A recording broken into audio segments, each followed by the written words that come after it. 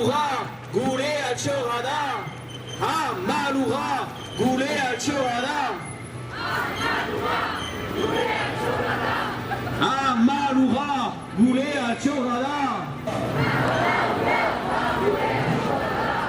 Demindo!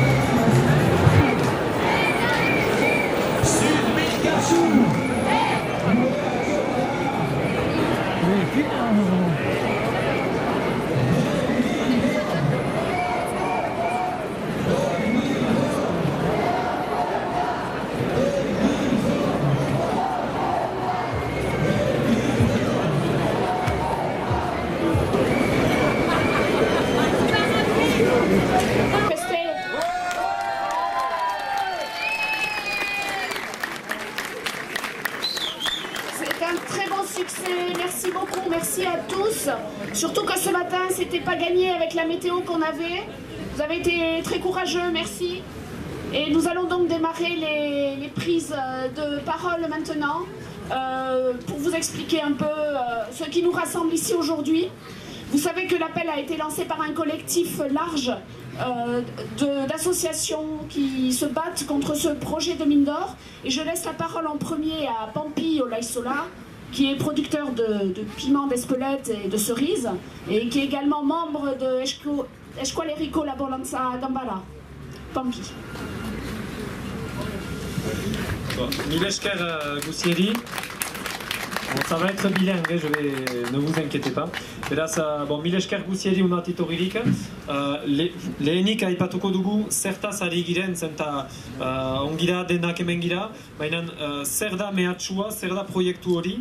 Beraz, arrobiak egin nahi dituzte, lehenik ikerketa fase bat izanen da, eta ondotik ikerketa pasatu ondoan, ustiatzearen garaia izanen da. Egan nahi du etorriko direla eta arrobi irekiak, zabalak eginen dituztela gure eremuetan, gure lurretan, eta hori ezin dugu onartu. Beraz, horretarazi behar da 11 herri direla unkituak, 128.000 edo kilometra karratu, eta horietan laborantza izanen da lehen saila kaltetua. Laborantza hemen gure lurraldean biziki dinamikoa da, badira hamarkadak erabakia izan dela kalitatezko laborantza bati buruz joaitea, hori buruz badira kalitatezko sail frango sortuak gure lurraldean, horietan Eskualeriko 4 AOP-tarik edo sormarketarik 3 unkituak dira gure lurraldean, eta nola ez aipatu adibidez Espeletako bipera, bere lurraldea osoki edo kasik osoki urrearen mehatxupean dugu. Beraz, kalitate sail horietaz gain beste batzu baditugu, itxasuko gerezia, biperestia, laborantza biologikoan direnak, idoki, horiek guziak kaltetuak izaiten aldira, eta horietaz gain ere beste ekonomi sail zabalago bat, zenta laborantzak ez ditu bakarrik laborariak biziarazten, baizik eta beste enpresa hainitz, material saltzaile, transformatzaile, pote saltzaile, jatetxe eta turismo guzia ere horren inguruan. Beraz, ekonomia sail zabala bat da unkitua, eta hori ere ezin onartua izan dugu. Eta bestalde ere, nola ez aipatu ere, ura iniz kaltetua izanen baita, kanboko uronak horiek ere ehunka enplegu sortzen baitituzte. Beraz, ara, zinez proiektu kaltegarri bat eta izigarri bat, beldurgarri bat guretzat. Hori guzia salatu nahi dugu eta eskertzen zaituztegu unat ginik hainbeste, kasik 3.000 pertsona eranen dugu, eta eskertzen ditugu ere orai arte sustengatu gaituzten guziak, egitura frango, baita ere autetxi hainitz, alkateak, hauzabezak eta beste hautetsi deputatu, senatur eta hainbat, eta biztan dena Eskola Elkargoko lehendakaria eta Eskola Elkargoa bera, eta baita ere horietaz gain baditugu hemengo gambarak, ekonomia, ofizioen, laborantza gambara, horiek guztiak deitu dute, idatzi dute ministroari proiektu horren kontrako erabakia hartzeko. Beraz, mil esker guztieri eta mobilizazioa segituko dugu.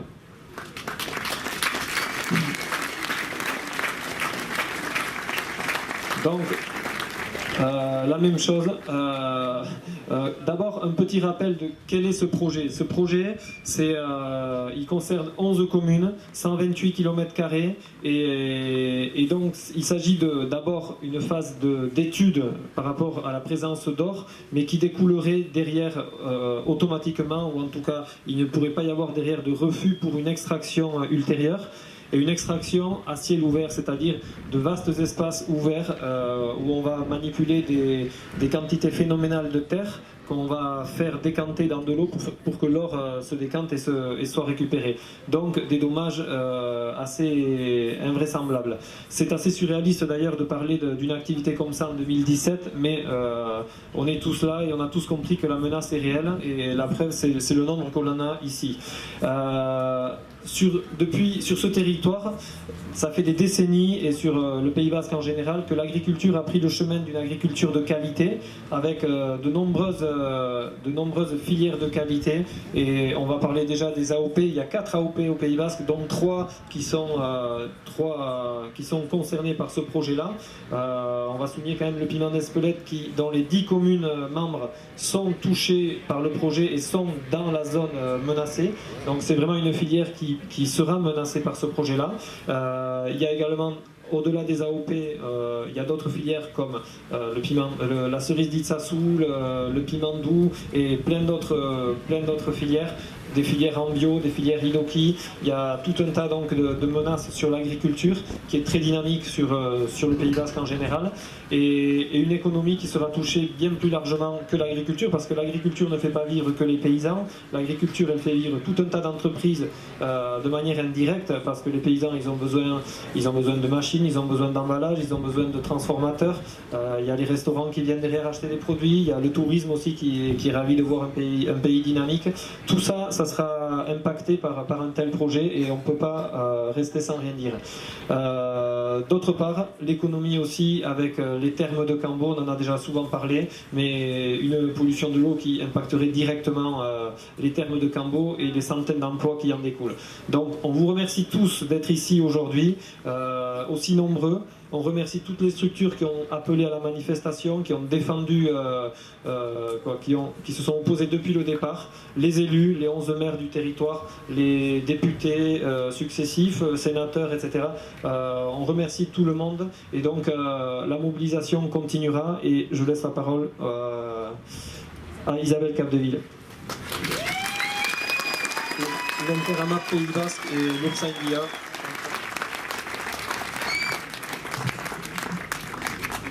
Oh. Non. Ça, c'est un coup de suite de mine. Alors, si vous étiez en manque d'arguments, je vais vous en donner d'autres. L'eau. Ce projet va avoir des conséquences sur l'eau. L'eau est un enjeu de préoccupation majeur. L'eau de qualité devient rare. C'est comme pour le reste. C'est une ressource limitée. On vit dans un monde fini. Ce projet d'extraction, c'est une pollution de l'eau pour toujours. Et ce qui s'est passé ailleurs nous le prouve. Cela ne relève pas d'une hypothèse, c'est une réalité. Cette eau, elle nous compose en tant qu'être humain.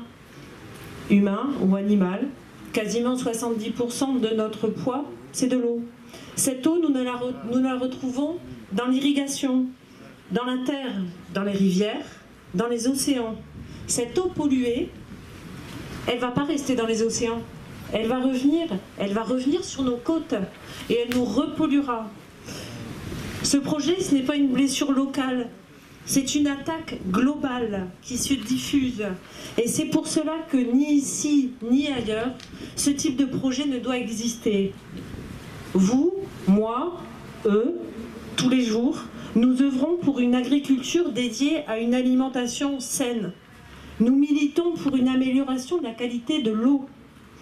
Et nous en constatons des résultats. Si petits soient-ils, soyons-en heureux.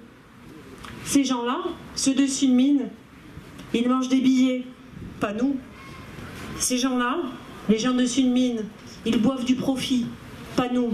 Merci.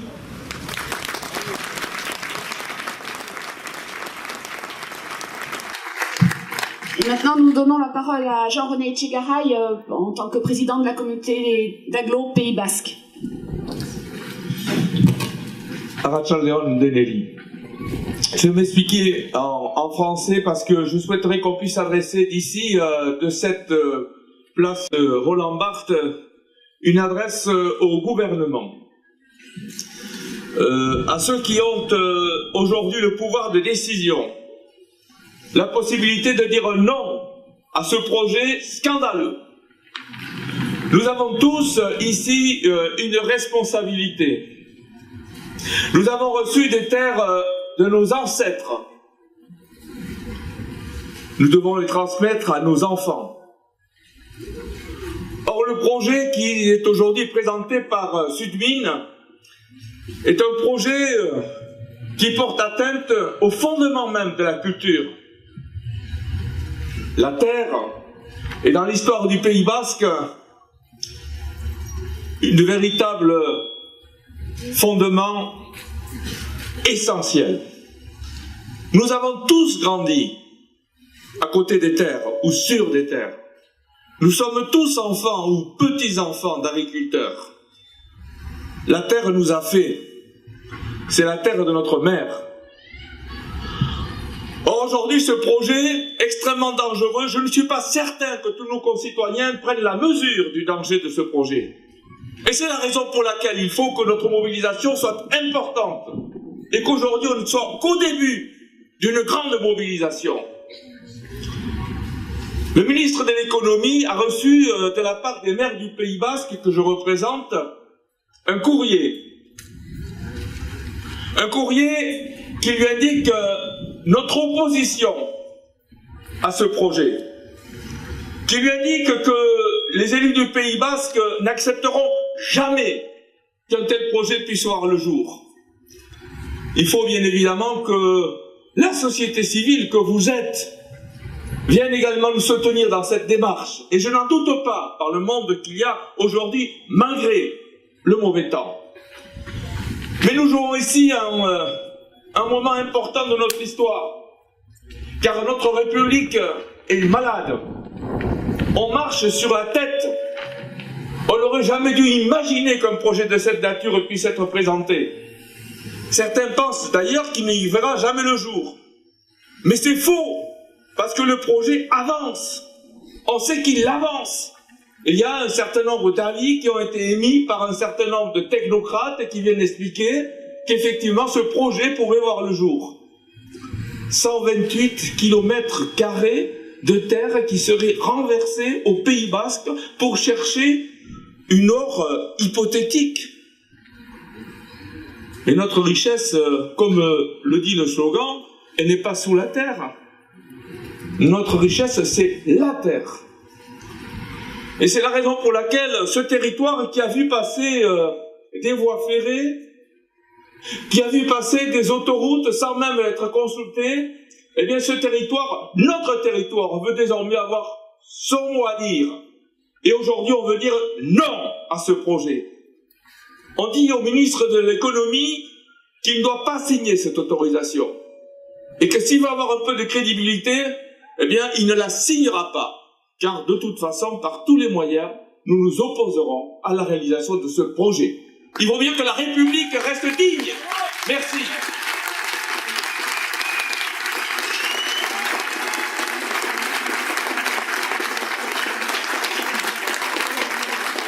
Arratsaldeon Denner, bonsoir tout le monde. Donc le Conseil de développement du Pays Basque représente les forces vives du territoire avec 130 organisations, dont les 3 chambres consulaires. Donc il est important, nous avons demandé aux 3 chambres consulaires leur avis, les 3 chambres, chambre des métiers, chambre d'agriculture, chambre de commerce, sont contre le projet. Tous nos membres se sont prononcés contre le projet. Et aujourd'hui, nous avons eu une réponse avant-hier, comme quoi Bruno Le Maire était trop occupé pour nous recevoir.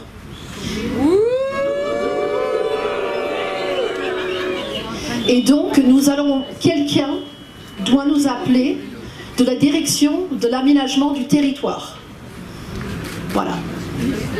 Donc, rendez-vous bientôt, mais dans tous les cas, nous allons nous y opposer, et d'une manière fervente. Et s'il faut, on se couchera par terre. Mais non pasarán.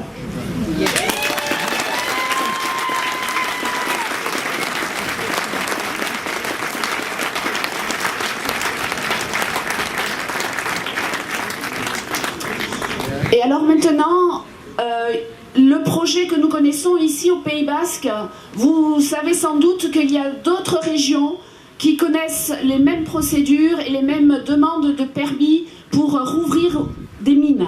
Et nous accueillons aujourd'hui quelqu'un qui vient de Bretagne, où il y a une opposition très très forte contre des projets d'ouverture de mines d'or. Et donc nous accueillons Lucie, qui est là.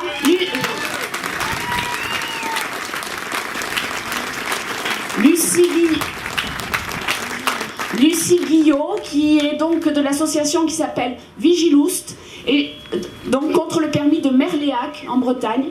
Et j'en profite aussi pour vous dire qu'en fait, pour aujourd'hui, nous avons reçu énormément de messages de solidarité de beaucoup d'associations dans le Limousin, dans les Pyrénées à Salon, de la Sarthe, de la Bretagne, qui regardent ce qui se passe ici à Bayonne et qui nous disent « on est comme vous, les mines c'est ni chez nous ni chez vous, les mines c'est ni ici ni ailleurs ». Et je voulais vous le dire parce qu'il faut que vous sachiez que aujourd'hui toutes les associations et collectifs contre les mines sont de cœur avec nous à Bayonne. Voilà, je laisse donc la parole à Lucie.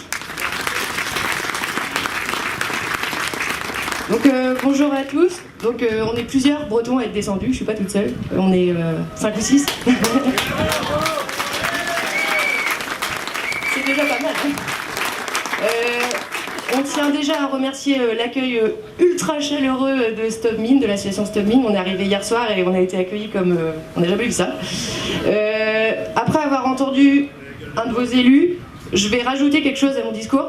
On aurait aimé aussi avoir des élus aussi motivés avant l'octroi de nos permis, parce que chez nous ils sont déjà octroyés. Ça n'a pas été le cas, on était tout seuls.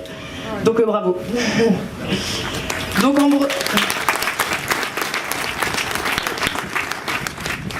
Donc en Bretagne, en fait, il y a 3 permis de recherche minière qui ont été octroyés entre 2014 et 2015. Donc on est au-delà de ce qui se passe ici, puisque les papiers ont été signés par le ministre de l'économie, qui est aujourd'hui président de la République. Donc dans l'opacité la plus totale. Donc ça a permis à Variscan Mines, donc nous c'est la société en fait qui cherche en Bretagne, de commencer ses travaux miniers. Donc tranquillement, en 2015 ils ont même passé un hélicoptère au-dessus des communes, personne ne savait ce que c'était, ils ont commencé les recherches. Donc la mobilisation citoyenne, elle a permis de ralentir puis de stopper cette avancée, donc au printemps dernier. Cette mobilisation, elle a été rejointe du coup pendant les législatives par les collectivités, donc la région Bretagne et le département des Côtes-d'Armor, puisqu'on n'avait aucune position avant. Donc elles ont pris des vœux pour l'abrogation des titres miniers en Bretagne.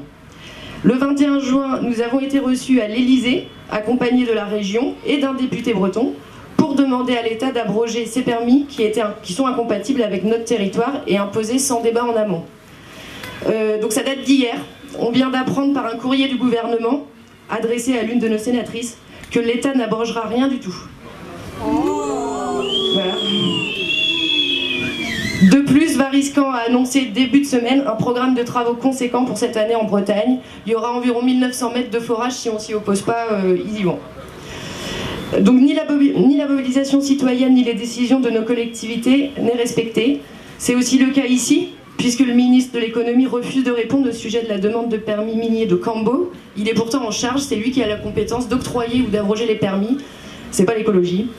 Pour l'État qui veut relancer l'activité minière, abroger des titres miniers en Bretagne ou ne pas octroyer de permis minier au Pays Basque pourrait être perçu comme un recul par les sociétés minières et leurs investisseurs. Donc une très mauvaise opération, il faut le garder en tête. La mobilisation citoyenne sera le seul moyen de faire reculer le gouvernement sur la politique d'extraction minière. Guyane, 7 hectares de forêt primaire menacés pour de l'or.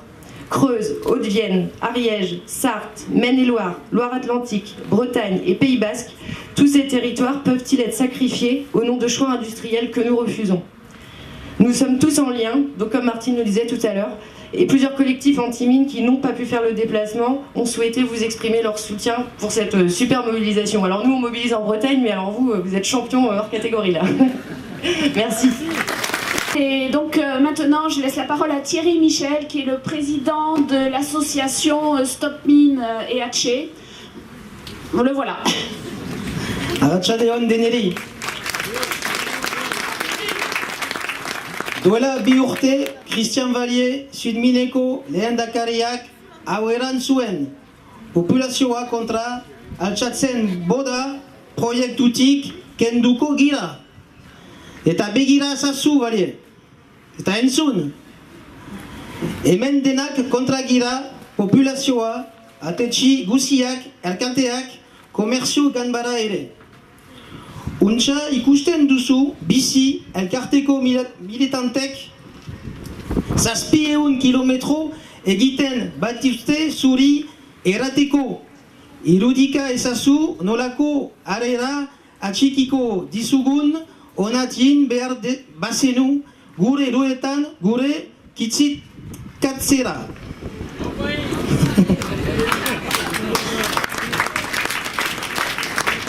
Zure denbora galtzen duzu eta gure energia beste borroka batzuetan ematen ahalko genuke eta ez dira borrokak eskas. Eta ez baduzu aintzin ez deusten permisa hori errefusatzeko erantzun argi bat goitatzen barkatu gotaitzen dugu ekonomia ministroa gandit. Parisek ez du erabakitzen ahal eta ure mehategi bat inposatu hau batez errefusatzen duen lurralde bati. Eskualerian sekulan ez dugu onartuko enpresa kapitalista eta sustitzaile bat etor badin gure mendiak barreatzera eta gure uren zikintzera. Zer nahik gerta ere trabatuko dugu. Orduan zailegon gaitezen, adiegon gaitezen eta parte ardezagun noiz nahi sor daitezken erkarizketa eta ekintzetan.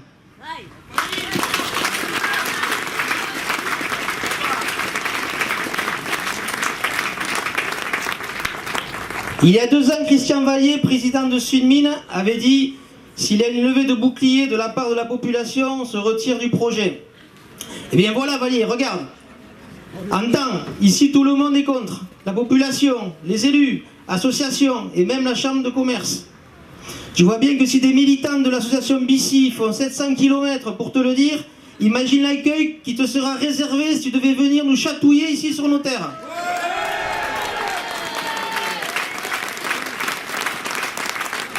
Tu perds ton temps. Et nous, notre énergie qui pourrait servir à d'autres combats, il y en a. Et si tu ne le retires pas avant, nous attendons la réponse claire du ministre de l'économie de refuser ce permis. Paris ne peut décider et imposer une mine d'or à un territoire qui le rejette unanimement. Et de toute façon, une entreprise capitaliste destructrice vienne ici casser nos montagnes, souiller nos rivières, ne sera jamais acceptée au Pays Basque.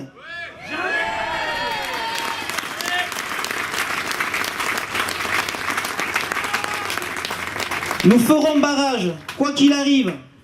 Alors restons vigilants, déterminés et surtout réactifs pour rassemblement ou action qui pourraient être envisagées à tout moment. Mileshka.